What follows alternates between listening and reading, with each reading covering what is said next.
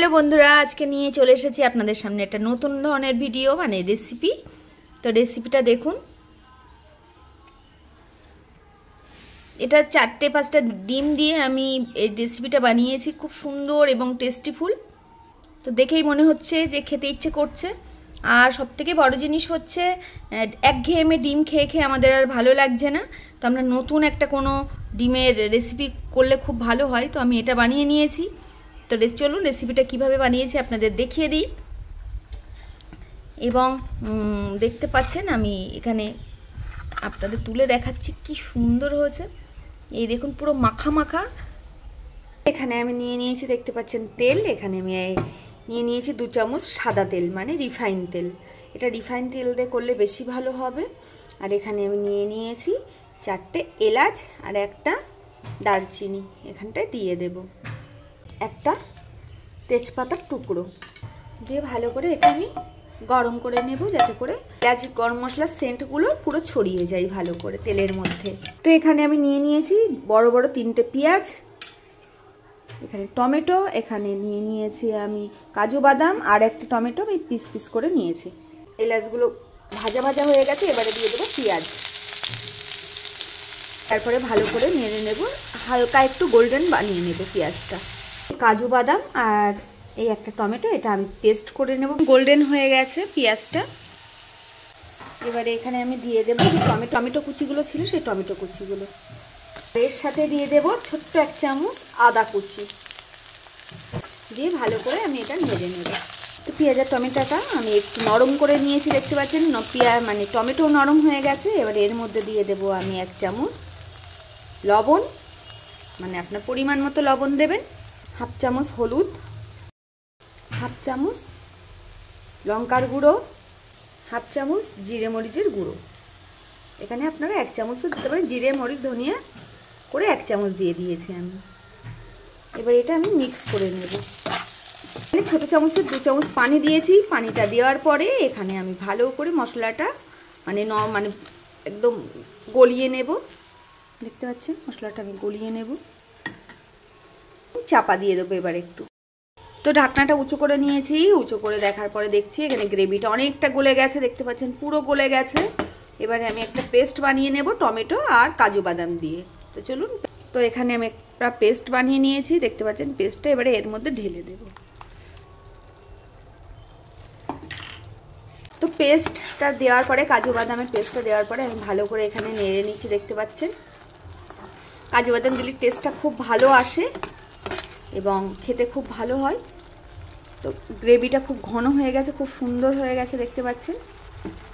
অল্প একটু চিনি নিয়েছি, এবার অল্প একটু চিনি এর মধ্যে দিয়ে দেবো। এই জন্য দেবো যে মশলার একটা ঝাঁঝ ভাব থাকে, সেটা যেন না থাকে। চিনিটা দিলে কালারটাও সুন্দর আসে আর ফ্লেভারটাও সুন্দর আসে।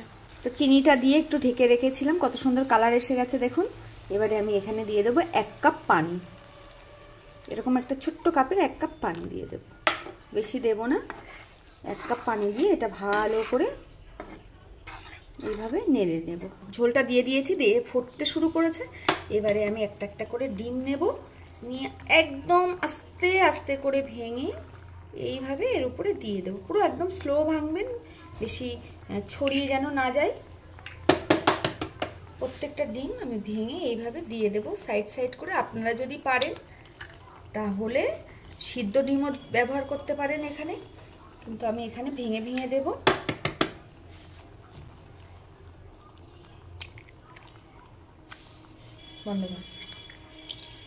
তো পুরো ডিমটা দিয়ে নিয়েছি, 5টা ডিম দিয়ে নিয়েছি। এখানে দেখতে পাচ্ছেন কত সুন্দর লাগছে।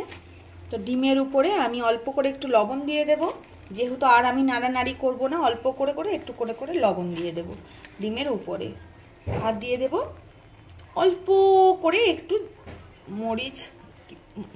গোলমরিচের গুঁড়ো অল্প করে করে একটু দিয়ে দেব।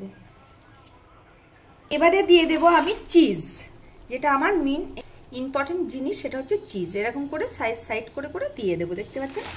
চিজগুলো আমি দিয়ে দিচ্ছি। আপনাদের বাড়িতে যে কোনো চিজ থাকলে আপনারা দিয়ে নেবেন। চিজ দিয়ে দিয়েছি, দেখতে পাচ্ছেন। চিজ দেওয়ার পরে আমি একটা ঢাকনা দিয়ে ঢেকে দেব। তো ঢাকনাটা তুলে নিচ্ছি, দেখুন। এই দেখুন কত সুন্দর হয়েছে। দেখতে পাচ্ছেন দারুণ হয়েছে। আপনারা আমাদের বাড়িতে একটু ঝোল পছন্দ করে বলে একটু ঝোল ঝোল রেখেছি, আপনারা মানে একটু পানি না দিয়েও মানে মশলার উপরে ডিমটা দিয়ে এটা দিতে পারেন, তাহলে চিজটা ভালো মানে দেখাবে এবং টান হবে। তো আমাদের বাড়িতে একটু ঝোল ঝোল পছন্দ, মানে ঝোল মানে একটু কষা কষা, সেই জন্য আমি রেখেছি। তো এই দেখুন ডিমটা আমি তুলে আপনাদের দেখাচ্ছি। তো রান্নাটা কত সুন্দর হয়েছে দেখতে পাচ্ছেন। এই ধরনের মানে খাবার যদি আপনি বানান তাহলে মাংস ফেলে আপনি এটা খাবেন, আপনার বাড়িতে একঘেয়েমি ডিমের রেসিপি ভালো লাগছে না। এইভাবে বানিয়ে করে খেয়ে দেখুন, খুব ভালো লাগবে এবং বাচ্চারা খুশি খুশি হয়ে খাবে। পোলাও দিয়ে, রুটি দিয়ে, নান দিয়ে, আপনি যে কোনো কিছু দিয়েই খেতে পারেন। তা আপনাদের কার কার পছন্দ এই ধরনের ডিম, যাদের পছন্দ তারা এইভাবে করে নিতে পারেন। না যাদের ডিম খান না, নিরামিষ যারা খান, তারা আপনারা পনির দিয়ে করে নিতে পারেন, পনির দিয়েও খুব ভালো হবে। তাই এই দেখুন দারুণ হয়েছে রেসিপিটা। আমি একটা পাত্রে তুলে নিচ্ছি, দেখুন একটা পাত্রে তুলে নিচ্ছি।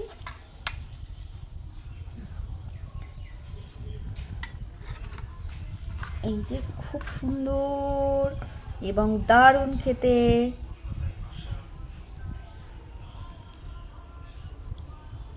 এই দেখুন, তো আমার এই ধরনের রেসিপিগুলো অনেকেই ডিম আপনারা পছন্দ করেন, ম্যাক্সিমাম ওই এক ডিম আলু, ডিম কোরমা, ডিমে ডিমে ডিম ডিম ডিম করে করে বাড়িতে কিছু রান্না না থাকলে ডিম, কিছু মানে ভালো লাগছে না খেতে ডিম, তো সব কিছুতে ডিম। তো আমরা ডিমের জন্য এক একটা যদি আইটেম মানে বানিয়ে নিই তাহলে আরও খেতে ভালো লাগবে। তো এই যে আমি এগুলো তুলে নিচ্ছি আর কেটেও দেখাচ্ছি আপনাদের। তো একটা পাত্রের মধ্যে আমি তুলে নিয়েছি, কত সুন্দর লাগছে। একটা আত্মীয় স্বজন আসলে আপনারা এইভাবে দিতে পারবেন, তার একটা নতুন ধরনের আপনার ডিশ আপনার দেখেও পছন্দ করবে আর বলবে মানে এত সুন্দর হয়েছে, খেতে এত টেস্টিফুল, আপনারা একবার বানিয়ে খেয়ে দেখবেন। আর ডিম ম্যাক্সিমাম সবার ঘরেই থাকে, তো ডিম দিয়ে এইভাবে করে খেয়ে দেখবেন আর পাশে থাকবেন। বেশি বেশি কমেন্ট করবেন, বেশি বেশি সাবস্ক্রাইব করবেন আর পাশে থাকবেন। ডিম একটা কেটে দেখাচ্ছি,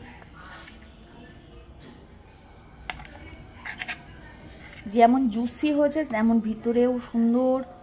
এই দেখুন, দেখে বুঝতে পারছেন এটা ডিম, মানে এত দারুণ খেতে হবে, এত সুন্দর খেতে হবে, আপনাদের কি বলবো।